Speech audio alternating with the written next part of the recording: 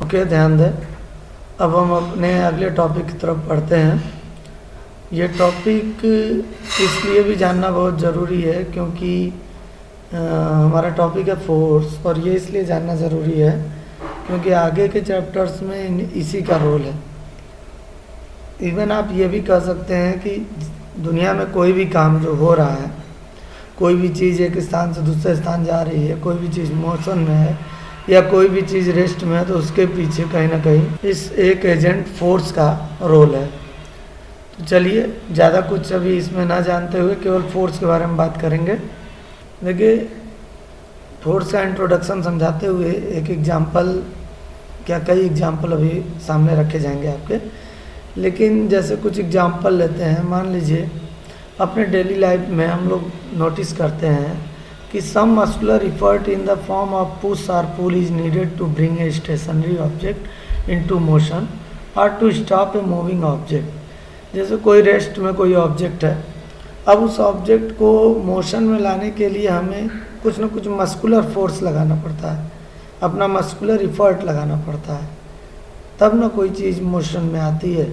या कोई चीज़ चलती हुई आ रही है, जब हम उस पर अपना मस्कुलर इफर्ट लगाते हैं अपोजिट डायरेक्शन में, तब जाके वो ऑब्जेक्ट रेस्ट में आ जाता है, धीरे धीरे रुक जाता है। तो आप नोटिस कर रहे हैं कि किसी भी चीज़ को जो है मोशन में लाने के लिए या रोकने के लिए हमको एक इफ़र्ट लगाना पड़ रहा है।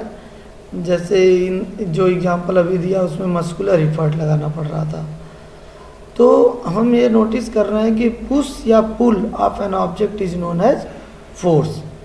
कोई भी ऑब्जेक्ट तभी मोशन में आएगा या रेस्ट में आएगा जब या तो उस पर कोई पुश किया जाए या फिर उसे पुल किया जाए।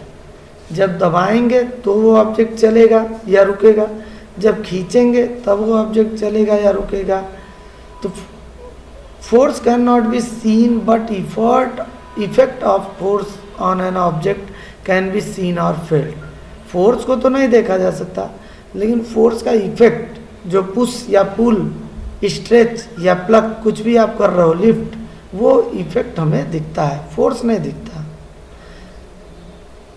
इसे समझने के लिए कुछ और एग्जाम्पल और एक्टिविटीज ली गई है, चलिए देखते हैं उसे। देखिए, पहली activity, consider a ball lying on the surface of the floor. This ball remains at rest if it is not disturb. कोई बॉल ज़मीन पर पड़ी हुई है तो वो ज़मीन पर पड़ी रहेगी रेस्ट पोजीशन में। कब तक? जब तक कि उसको डिस्टर्ब ना किया जाए। If you push this ball, देख रहे हैं, push this ball, it begins to move in a straight line with certain speed. जैसे ही आप इसे पुश करेंगे या पुल करेंगे तो जो बॉल है वो किसी पर्टिकुलर डायरेक्शन में किसी सर्टेन स्पीड से चलने लगेगी। For this example, we find that push acting on the ball has changed the speed of the ball from 0 to a certain level. In other words, the ball is set in motion. तो हम notice करते हैं कि जब हमने उसको push किया तो बॉल की स्पीड में एक चेंज आ गया, 0 से वो कुछ स्पीड पा गई और मूव करने लगी, यानी कि ऑब्जेक्ट जो है मोशन में आ गया। किसी तरह दूसरा example, consider a ball rolling over the surface of A floor with certain speed. मान लीजिए किसी फ्लोर पर कोई बॉल किसी स्पीड से चली आ रही है। Now you put your hand in the path of rolling ball. Ball आ रही है और बीचों बीच में आपने अपना हैंड रख दिया, तो क्या होगा कि बॉल जो है, द पुश ऑफ हैंड, जैसे ही हमारा हैंड जो है रोलिंग बॉल के पाथ के बीच में आया, बॉल रुक गई। अब देखिए क्या हुआ, बॉल मोशन में थी और हमारे हैंड के रखते ही वो रुक गई, यानी कि स्पीड में चेंज आ गया। We find that the speed of the ball changes when we apply a push on it. जैसे ही हमने उसके बीच में कोई अवरोध या कोई ऑब्स्टेकल रखा, ऑब्जेक्ट का स्पीड ही चेंज हो गया। थर्ड देखिए, place a bat at some angle in the path of a rolling ball. कोई बॉलर बॉल को फेंक रहा है, ठीक, बॉलिंग कर रहा है, और सामने आप बैटिंग कर रहे हो और बैट को किसी एंगल पे पकड़ रखा है आपने। We find that the direction of motion of the ball changes when it strikes the bat. जैसे ही बैट से बॉल टकराती है, बॉल की डायरेक्शन चेंज हो जाती है। नोटिस कर रहे हैं आप? यहाँ पे रेस्ट में जो ऑब्जेक्ट था मोशन में आ गया पुश करते ही, यहाँ पे मोशन वाला ऑब्जेक्ट रेस्ट में आ गया पुश करते ही, यहाँ पे हमने जैसे ही हिट किया मूविंग बॉल पर, बॉल की डायरेक्शन चेंज हो गई। Consider a spring whose one end is fixed in wall, now put the spring, pull the spring is stretched, the size of the spring changes when pulled. आप देखिए जैसे कोई spring है दीवार में, एक एंड उसका फिक्स है, आप उसे खींचिए, पुल कीजिए, ठीक है, और उसके बाद आप नोटिस करोगे कि जो स्प्रिंग है उसके साइज में चेंज आ रहा है when you are pulling it, जैसे ही आप खींचते हो इसको। या फिर कोई स्प्रिंग है उससे आप कंप्रेस करो, पुश करो, तो भी उसके साइज में चेंज आता है। कोई स्टिक है, आप उसको लेकर प्लग कर दो, तोड़ दो बीच में से, ब्रेक कर दो, तो भी आप नोटिस करते होगे कि एक साउंड प्रोड्यूस हो रही है, ठीक है। कोई ऑब्जेक्ट नीचे ज़मीन पर रखा है, आपने उसको लिफ्ट कर दिया, उठा दिया, तो उसकी प्लेस चेंज हो गई। तो देख रहे हैं आप, कोई ना कोई एजेंट काम कर रहा है, कोई ना कोई push pull stretch lift plug कुछ ना कुछ हो रहा है, जिसकी वजह से ऑब्जेक्ट या तो मोशन में आ रहा है, या तो रेस्ट में आ रहा है, या तो डायरेक्शन चेंज हो जा रही है, या प्लेस चेंज हो जा रहा है, या साइज चेंज हो जा रहा है। तो इन सब के पीछे कोई ना कोई एजेंट काम कर रहा है, उसी एजेंट को हम क्या कहते हैं, फोर्स कहते हैं। इस फोर्स को देखा तो नहीं जा सकता, लेकिन फील किया जा सकता है, महसूस किया जा सकता है। देखिए यहाँ पर भी, from these activities we learn that the push और pull acting on a body changes the speed of the body or direction of motion of the body or shape and size of the body or an object। जो हम लोग push या पुल effect लगा रहे हैं किसी चीज पर, तो देखिए क्या क्या चेंज आ जाते हैं। बॉडी, कोई ऑब्जेक्ट है उसकी स्पीड बढ़ सकती है, घट सकती है, उसका ऑब्जेक्ट का डायरेक्शन ऑफ मोशन चेंज हो सकता है, जिधर जा रही है ऑब्जेक्ट अचानक डायरेक्शन किसी और दिशा में हो जाए। किसी ऑब्जेक्ट का शेप या साइज चेंज हो सकता है अगर हम किसी चीज पे पुश या पुल करें। तो द पुश और pull acting on the body is known as force. यही पुश या पुल को ही हम समझिए फोर्स नाम से जानते हैं। जैसे मान लीजिए कोई आटा गुथा हुआ रखा है, ठीक है, अब उसको पुश करिए तो उसका शेप चेंज हो सकता है। तो फोर्स लगाने से देख रहे हैं ना क्या क्या चेंजेज आ रहे हैं। इसी पुश या पुल को हम क्या कहते हैं, फोर्स कहते हैं। देखिए फोर्स के क्या क्या इफेक्ट हो सकते हैं, फोर्स क्या क्या कर सकता है। द स्टेट ऑफ रेस्ट और मोशन ऑफ एन ऑब्जेक्ट, यदि कोई ऑब्जेक्ट रेस्ट में है तो वो मोशन में आ सकता है फोर्स के कारण, कोई ऑब्जेक्ट मोशन में है तो रेस्ट में आ सकता है। किसी भी ऑब्जेक्ट का साइज चेंज हो सकता है फोर्स के कारण अगर आप पुश या पुल अप्लाई करते हैं तो, जैसे स्प्रिंग वाला case. Shape of the object, किसी ऑब्जेक्ट का शेप चेंज हो सकता है, जैसे गुथे हुए आटे को अगर आप पुश करें या पुल करें तो उसका शेप चेंज हो जाएगा। इसी तरह और भी कोई ऑब्जेक्ट हो, कोई रबड़ बैंड है उससे आप स्ट्रेच कीजिए, उसका शेप चेंज हो जाएगा। तीसरा के बाद चौथा क्या काम करता है, स्पीड ऑफ द ऑब्जेक्ट, किसी ऑब्जेक्ट की स्पीड को बढ़ा या घटा सकता है फोर्स। पांचवा है direction of the motion of the object, किसी ऑब्जेक्ट के मोशन के डायरेक्शन को भी चेंज कर सकता है। तो ये 5 पॉइंट है, समझ रहे हैं। इनमें से कुछ भी फोर्स का इफेक्ट देखने को मिल सकता है। अगर कहीं भी ऐसी कुछ चीज़ हो रही है तो समझ जाइए कि वहाँ पर फोर्स काम कर रहा, कोई ना कोई पुश या पुल काम कर रहा। ऐसा ये ध्यान रखना है हमको कि ये जो कुछ पॉइंट्स दिए हैं, यदि इनमें से किसी प्रकार का कोई वर्क हमें करना है तो वहाँ हमें कोई ना कोई एक्सटर्नल एजेंट यूज करना पड़ेगा, चाहे पुश या पुल, चाहे प्लग करना पड़े, चाहे मतलब जहाँ भी किसी प्रकार का चेंज दिख रहा है किसी ऑब्जेक्ट के मोशन में, अगर ऑब्जेक्ट मोशन में आ रहा, रेस्ट में आ रहा, उसके शेप या साइज में कोई चेंज आ रहा है, उसकी डायरेक्शन चेंज हो रही है, इसका मतलब ये श्योर है कि कोई ना कोई एक्सटर्नल एजेंट उस पर काम कर रहा है। वो चाहे हमारा मस्कुलर फोर्स हो या कोई अदर फोर्स हो। तो इसी पुश या पुल को हम क्या कहते हैं, फोर्स कहते हैं।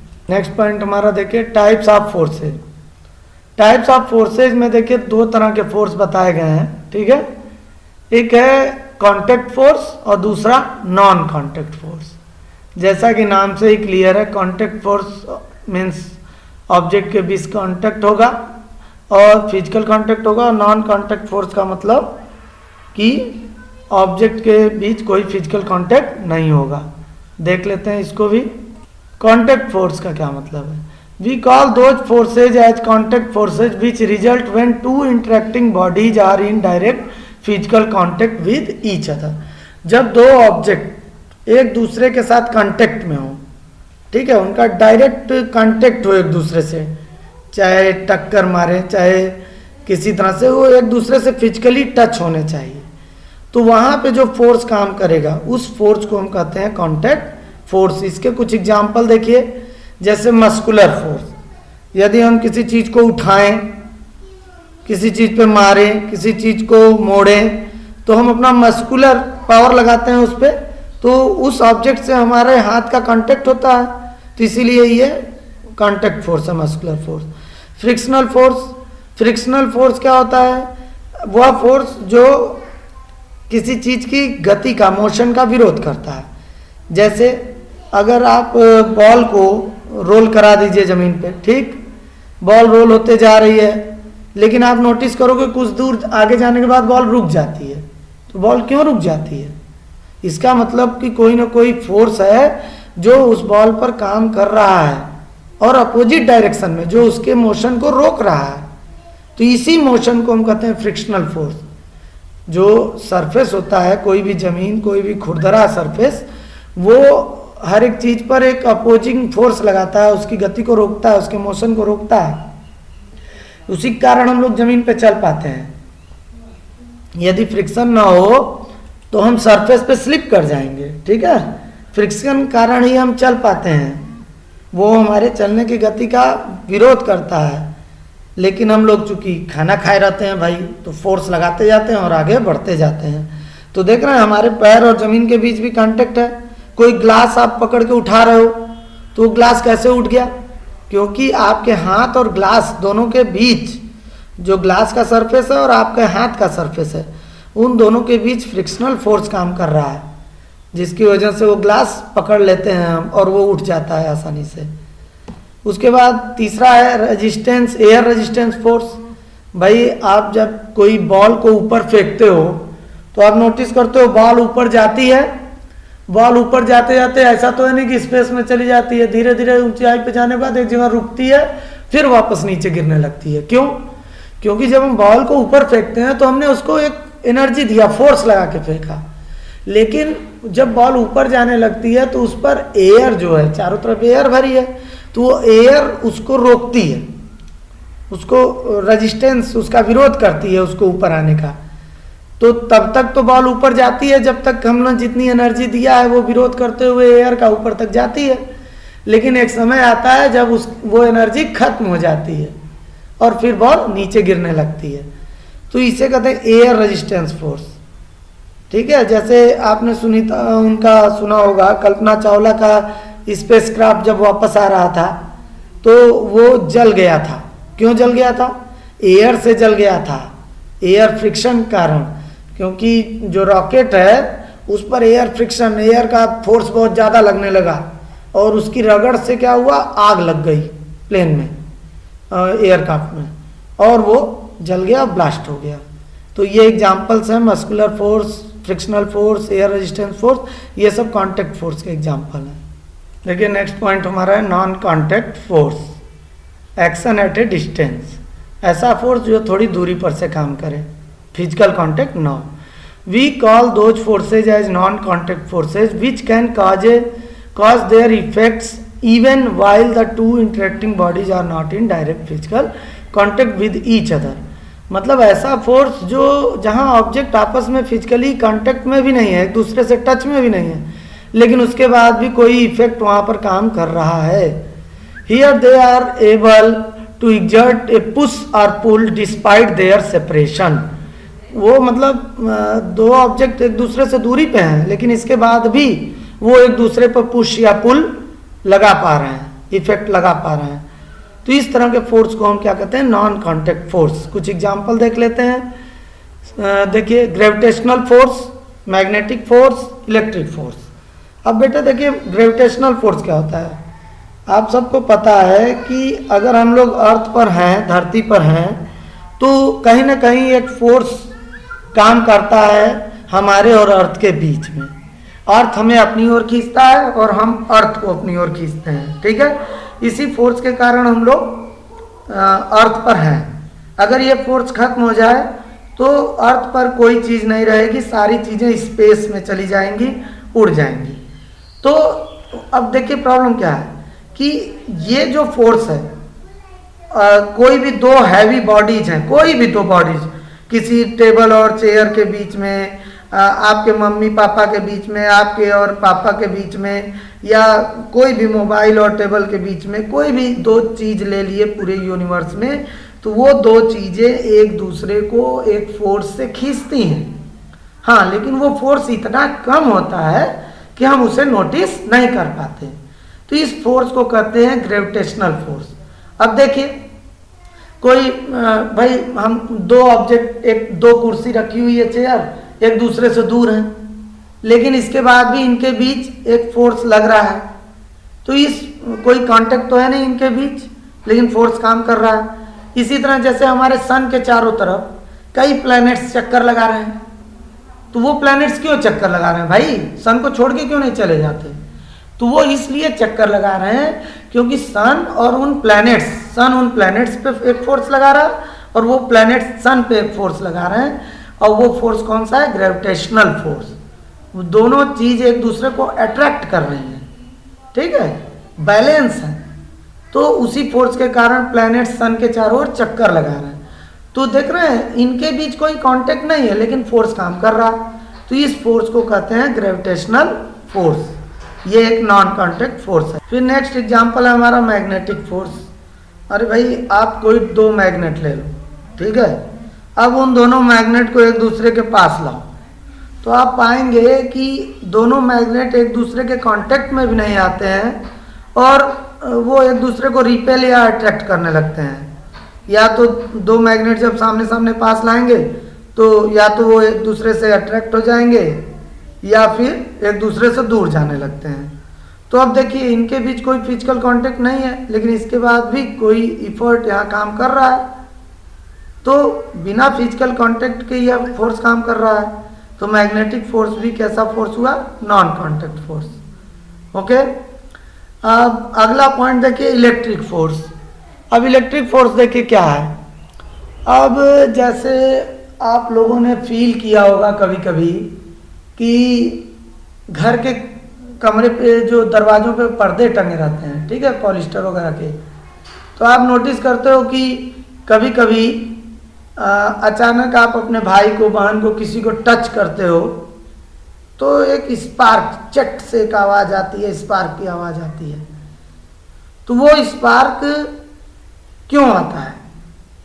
दरअसल होता क्या है कि जब आप घरों में कोई चीज़ या कोई काम करते हैं या कंघी से बाल झाड़ते हैं या किसी पर्दे से टकराते हैं, पास होते हैं कमरे में, तो रब हो जाता है। जो मतलब पर्दा है, कर्टेन, वो आपके बॉडी पर रब हो जाता है, रगड़ जाता है। इसकी वजह से क्या होता है कि आप लोगों में जो थोड़ा सा चार्ज डिस्ट्रीब्यूशन हो जाता है, ठीक है। यहाँ पे आपके लेवल पे थोड़ा सा समझा देना चाहता हूँ कि जैसे जब हम किसी दो चीज़ें आपस में रब करती हैं, खास करके नॉन मेटेलिक चीज़ें, तो वो क्या होता है ना कि उनके बीच इलेक्ट्रॉन्स का आदान प्रदान हो जाता है।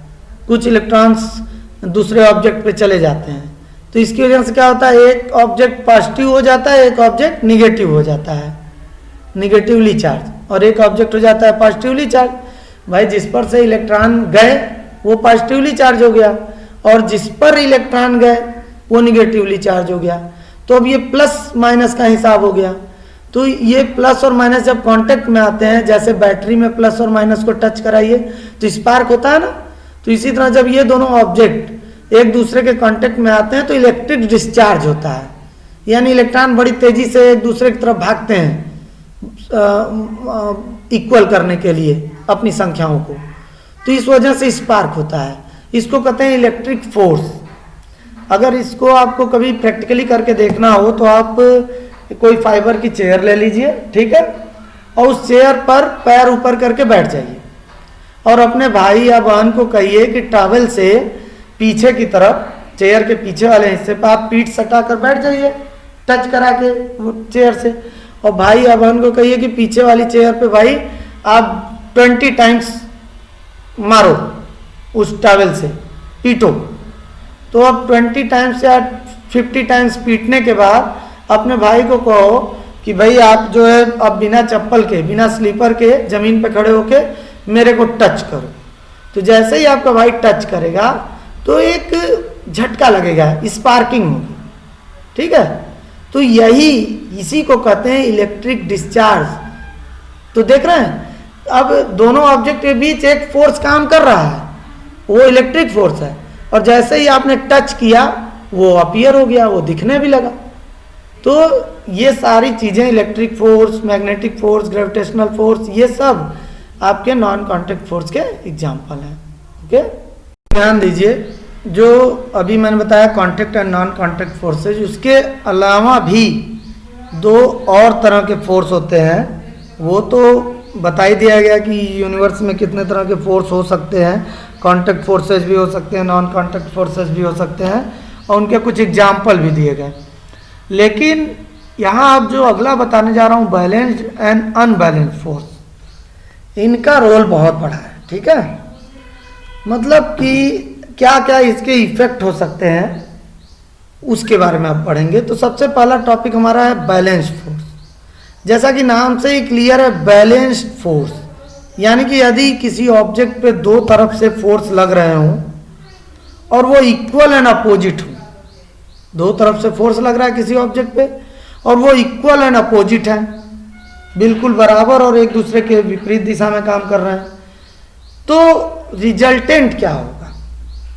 वहां पे जो फोर्स काम करेगा वह, या जिस ऑब्जेक्ट पे वो काम करेगा उस पर क्या असर पड़ेगा, यही हमें समझना है। तो चलिए डिफिनीशन देख लेते हैं। When two forces of equal magnitude but acting in opposite directions on an object simultaneously, simultaneously का मतलब होता है एक साथ, जब किसी ऑब्जेक्ट पर अमाउंट में इक्वल मैग्नीट्यूड हो और वो दोनों फोर्स अलग अलग डायरेक्शन में, अपोजिट डायरेक्शन में काम कर रहे हो, then the object continue in its state of rest और of motion, uniform motion in a straight line. जब किसी ऑब्जेक्ट पर, अगर रेस्ट पोजीशन में कोई ऑब्जेक्ट है और दोनों तरफ से बराबर और अपोजिट फोर्स आप लगा दिए, तो रेस्ट पोजीशन में ही वो बना रहेगा, ना इधर जाएगा ना उधर जाएगा। अगर चल रही है ऑब्जेक्ट, चलती हुई ऑब्जेक्ट पे इक्वल फोर्स लगा रहे हैं आप दोनों डायरेक्शन में, तो भाई वो ऑब्जेक्ट पे क्या फर्क पड़ेगा? कोई फर्क नहीं पड़ेगा, वो चलता रहेगा। क्यों चलता रहेगा? क्योंकि दोनों का जो रिजल्टेंट होगा वो तो जीरो ना आएगा। बराबर फोर्स इधर भी लग रहा, बराबर फोर्स अपोजिट डायरेक्शन में भी लग रहा, तो जब दोनों माइनस करेंगे तो रिजल्ट आया जीरो। तो जब रिजल्ट आ गया जीरो, यानी उस ऑब्जेक्ट पे कोई फोर्स ही नहीं काम करेगा, जीरो फोर्स काम करेगा। तो such force acting on the object are known as balanced force. ऐसे फोर्स को हम बैलेंस्ड फोर्स कहते हैं। जैसे देखिए कुछ एग्जांपल यहाँ दिया हूँ। फर्स्ट एग्जांपल, जब हम किसी वाल को पुश करते हैं, कोई दीवार है घर की, उसको आप पुश कीजिए, तो क्या वो वाल मूव करने लगती है? आप तो फोर्स लगा रहे हो, लेकिन फोर्स लगाने पर ऑब्जेक्ट मूव नहीं कर रहा है। क्यों भाई? वो तो रेस्ट में रहता है। तो इसका कारण ये होता है कि the force of push on the wall acts in the forward direction. जब हम फोर्स लगाते हैं वाल पे तो फॉरवर्ड डायरेक्शन में लगाते हैं, और वहीं दूसरी तरफ on the other hand the wall also exert equal and opposite force on our hand in backward direction. Wall भी हम पर एक बैकवर्ड डायरेक्शन में इक्वल एंड अपोजिट फोर्स लगाता है। तो ये जब हम भी उतना जितना लगा रहे हैं उतना वाल ने लगा दिया, तो these two equal and opposite forces cancel out the effect of each other, hence these two forces are the balance force. इसीलिए ये दोनों फोर्स कैसे फोर्स हुए? Balance force.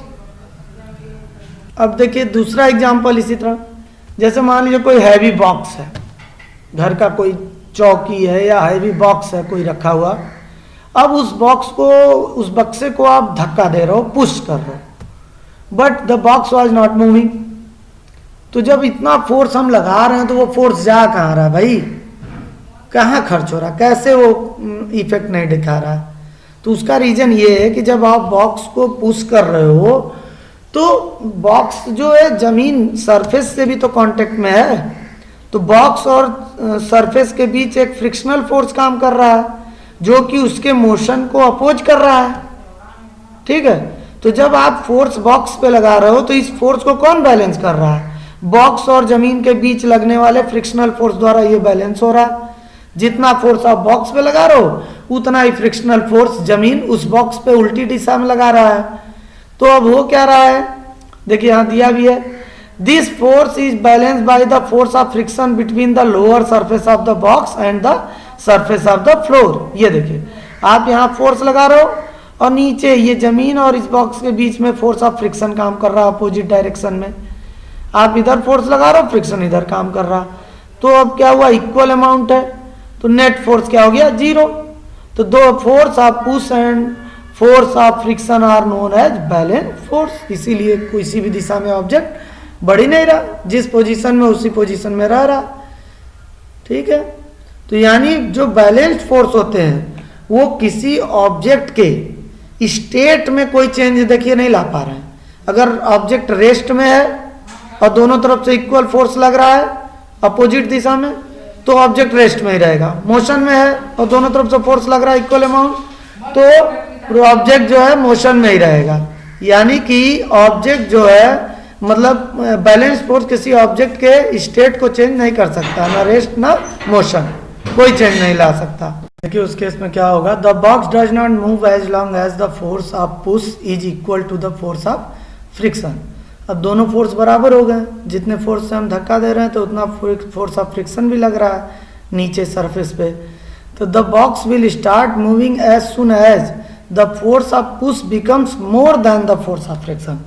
बॉक्स तभी मूव करेगा जब जो फोर्स हम लगा रहे हैं यदि उसका मैग्नीट्यूड फ्रिक्शनल फोर्स से ज़्यादा हो जाए। जब हम फोर्स लगाना शुरू करते हैं तो धीरे धीरे धीरे धीरे फ्रिक्शनल फोर्स उसे बैलेंस करता जाएगा, ठीक है, जब तक उसकी लिमिट है।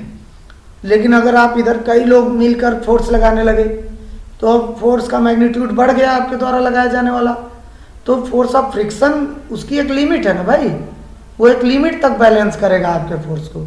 लेकिन अगर आपने ज़्यादा फोर्स लगा दिया तो वो फोर्स ऑफ फ्रिक्शन को ओवर रूल्ड कर देगा, ओवरकम कर देगा और ऑब्जेक्ट आगे की तरफ मूव होने लगेगा।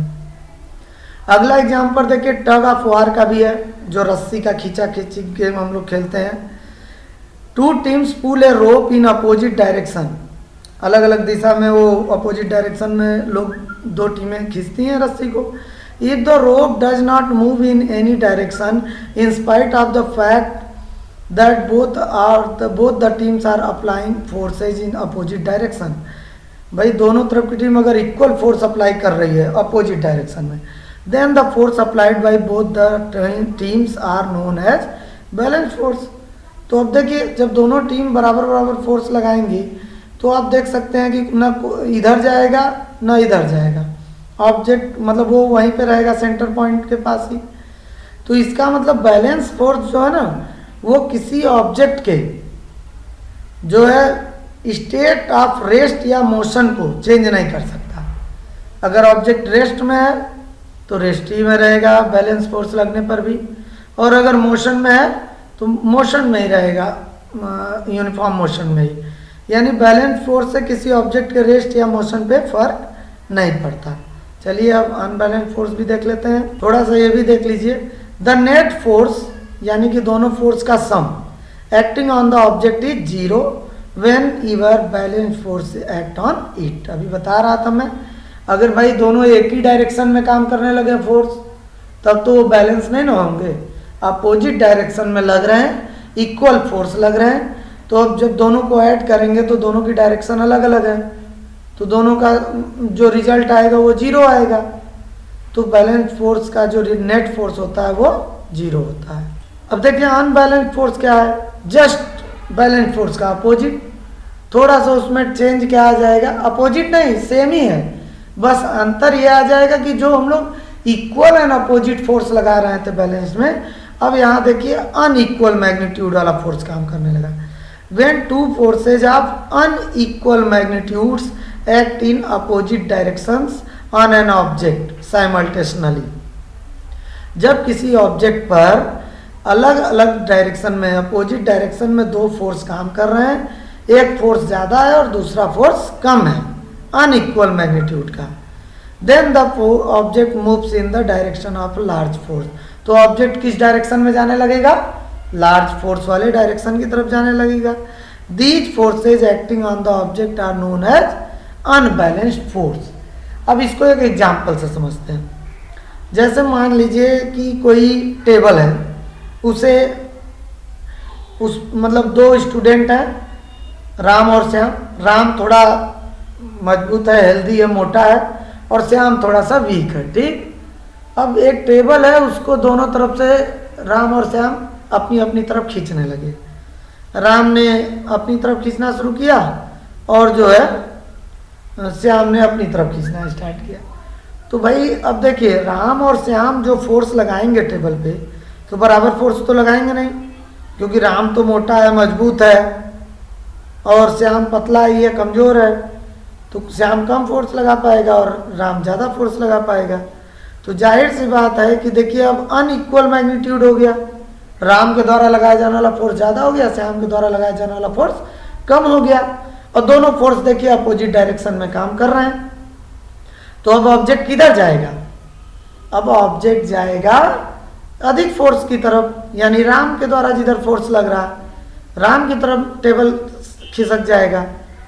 तो यही चीज़ अनबैलेंस फोर्स में समझाने की कोशिश कर रहा है कि अनबैलेंस फोर्स में ऑब्जेक्ट पर जो फोर्स लगते हैं वो अनइक्वल मैग्नीट्यूड के होते हैं, ठीक है, बराबर नहीं होते, और अलग अलग डायरेक्शन में काम करते हैं। तो जो ऑब्जेक्ट है वो किस डायरेक्शन में जाएगा, ज़्यादा फोर्स वाले डायरेक्शन में।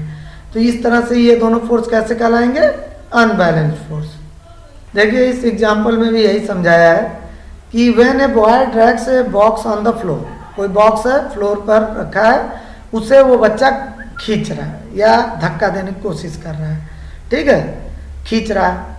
तो अब यहाँ पर देखिए एक अनबैलेंस फोर्स काम कर रहा है। कैसे, the force of pull applied by the boy act on the box in the forward direction, जो बच्चा फोर्स लगा रहा है वो फॉरवर्ड डायरेक्शन में लग रहा है, F1 देखिए, ठीक।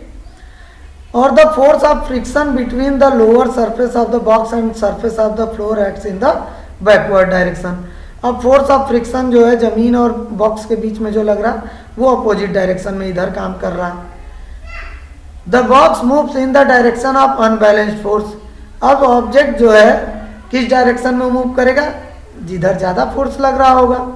पता कैसे चलेगा, जिस फोर्स से खींच रहा है बच्चा उस फोर्स में से फोर्स ऑफ फ्रिक्शन को माइनस कर दीजिए, ठीक है। तो अब जाहिर सी बात है कि फोर्स ऑफ पुल ज़्यादा होगा तो ऑब्जेक्ट इसी दिशा में जा रहा है। अगर ये और ये फोर्स बराबर होते तो माइनस करते तो रिजल्ट आता 0, तब तो वो बैलेंस फोर्स का एग्जाम्पल हो जाता। लेकिन इस केस में क्या हो रहा है कि बच्चा ज़्यादा फोर्स लगा रहा है फोर्स ऑफ फ्रिक्शन से, तो ऑब्जेक्ट किस दिशा में जाएगा, फोर्स ऑफ फ्रिक्शन की, अरे इस खींचने वाली दिशा में। तो देखिए दोनों फोर्स बराबर नहीं ना है, बराबर होते तो ये कहीं नहीं जाता, क्योंकि बैलेंस फोर्स किसी ऑब्जेक्ट के रेस्ट या मोशन में चेंज नहीं ला सकता। लेकिन ये आगे बढ़ने लगा, इसका मतलब यहाँ पे अनबैलेंस फोर्स काम कर रहा, ये और ये फोर्स दोनों बराबर नहीं है। देखिए वही बात यहाँ भी समझा रहा है, the net force acting on an object is not zero when your unbalanced force acting on it. जब किसी ऑब्जेक्ट पर कोई अनबैलेंस्ड फोर्स काम करता है तो जो नेट फोर्स होता है दोनों फोर्सेज का या सभी फोर्सेज का सम वो कभी भी 0 नहीं हो सकता। जबकि बैलेंस फोर्स में क्या था कि उनका सम 0 होता था। देखिए अब कुछ पॉइंट्स हैं, ये बहुत इंपॉर्टेंट है, हमने जितना कुछ पढ़ा उसी के बारे में है। When balance force act on a body at rest it remains at rest. भाई ऑब्जेक्ट रेस्ट में और उस पर बैलेंस फोर्स काम कर रहा तो ऑब्जेक्ट रेस्ट में ही रहेगा, क्योंकि नेट फोर्स तो जीरो होता है बैलेंस फोर्स का। When balanced force act on a moving body, it continues to move in the same direction with same speed. In other words, no net external force is required to move an object with constant velocity. यानी कि अगर कोई object motion में और उस पर दोनों तरफ से बैलेंस फोर्स लग रहा है तो उसके मोशन में किसी तरह का कोई चेंज नहीं आएगा, जैसे ऑब्जेक्ट चल रहा था वैसे ही चलता रहेगा। When unbalanced force act on a body at rest, it begins to move in the direction of the unbalanced force. यदि कोई ऑब्जेक्ट रेस्ट में है, अब उस पर अनबैलेंस फोर्स लगने लगा। अनबैलेंस फोर्स का मतलब वही राम श्याम वाला एग्जाम्पल। अब भाई दोनों का फोर्स अलग अलग है, तो जाहिर सी बात है कि टेबल रेस्ट में तो रहेगा नहीं, राम की डायरेक्शन में चलने लगेगा, राम ज़्यादा फोर्स लगा के खींच रहा है। अगला, when unbalanced force act on a moving body, its velocity changes. जब कोई मूविंग ऑब्जेक्ट है और उस पर अनबैलेंस फोर्स लगेगा तो जरूर उसकी वेलोसिटी में कुछ ना कुछ चेंज आएगा। It means unbalanced force acting on a body accelerates और retards the motion of the body. इसका मतलब जो अनबैलेंस फोर्स होता है उसी के कारण किसी ऑब्जेक्ट में एक्सेलरेशन या रिटार्डेशन होता है, बैलेंस फोर्स के कारण नहीं होता। अब थोड़ा सा एक और बात बता दूं, ऊपर भी बताया था कि जो देखिए बैलेंस फोर्स है वो किसी ऑब्जेक्ट के शेप साइज में तो चेंज ला सकता है। जैसे बहुत तेजी से अगर आप किसी चीज पर फोर्स लगा रहे हो, खींच रहे हो, तो हो सकता है वो टूट जाए। अनबैलेंस फोर्स तो सब चीज में चेंज ला सकता है ना, shape size, motion, rest and direction, इन सारी चीजों में वो चेंज ला सकता है अगर किसी चीज पर अनबैलेंस फोर्स काम कर रहा है तो। जैसे अब रोटी, आटे से रोटी बनाते हैं तो अब आटे से रोटी बनाने में कौन सा फोर्स काम करता होगा। ओके, यदि आप लोगों को मेरा यह वीडियो पसंद आया हो और आपको कुछ सीखने के लिए मिला हो तो आप जो है मेरे चैनल को सब्सक्राइब जरूर कर दें यदि अभी तक नहीं किया गया है तो। और दूसरी चीज़ कि यदि आपको लगता है कि मेरे वीडियोज में किसी प्रकार का कोई और चेंज आना चाहिए, कुछ सुधार होना चाहिए, तो आप अपने सजेशंस दें कमेंट बॉक्स में।